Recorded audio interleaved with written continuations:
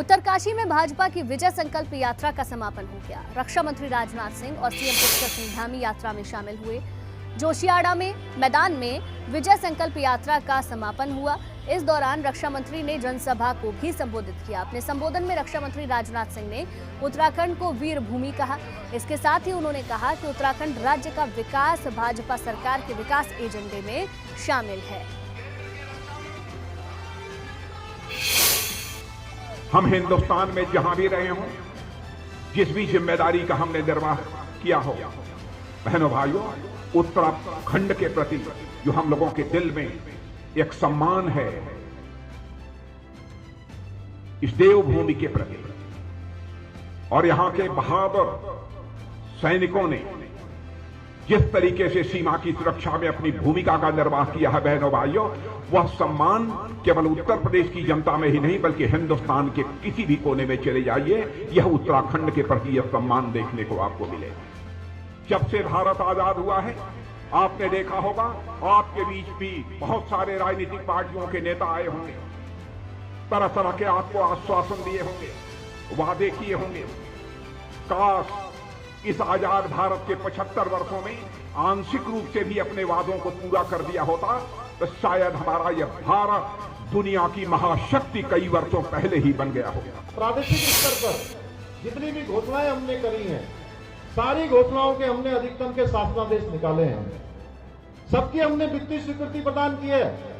चाहे आज हमारी आशा बहनें हो, स्वास्थ्य के क्षेत्र में काम करने वाली, चाहे हमारी आंगनबाड़ी की बहनें हो, चाहे हमारे उपनल के कर्मचारी हो, चाहे जिन्होंने उत्तराखंड राज्य बनाने में अपनी सबसे महत्वपूर्ण भूमिका निभाई, चाहे हमारे उत्तराखंड के आंदोलनकारी हो, चाहे हमारे टीआरडी के जवान हो, चाहे भोजन माताएं हो, चाहे हमने नए खिलाड़ी भाइयों के लिए नई खेल नीति लाने का मामला हो, हर क्षेत्र में हमने केवल घोषणाएं नहीं करी, उन घोषणाओं के साथ साथ हमने उनके सबके शासनादेश भी निकाले हैं।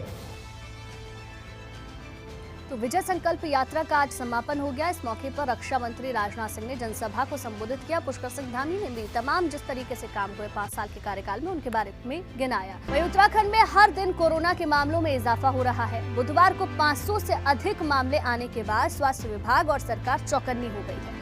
सवाल ये है कि कहीं ये तीसरी लहर की आहट तो नहीं है। पिछले एक हफ्ते के आंकड़ों पर अगर गौर करें तो उत्तराखंड में कोरोना संक्रमण तेजी से अपने पांव पसार रहा है। मंगलवार को उत्तराखंड में कोरोना के 310 नए मामले आने से हड़कंप मचा, तो 24 घंटे के दौरान 505 नए मामले सामने आए। राज्य में बढ़ते मामलों ने तीसरी लहर की ओर इशारा कर दिया है। नए साल के पहले दिन 118 मामले और एक मौत हुई। 2 जनवरी की बात करें, 259 कोरोना के मरीज हो गए। 3 जनवरी को 189, कुछ कम 2 जनवरी से कम केस सामने आए। 3 जनवरी को 310 अलग जगह से कोरोना के मामले सामने आए और आज का जो आंकड़ा है वो सबसे ज्यादा बड़ा हुआ है। 630 के करीब मामले उत्तराखंड से आज सामने आए हैं।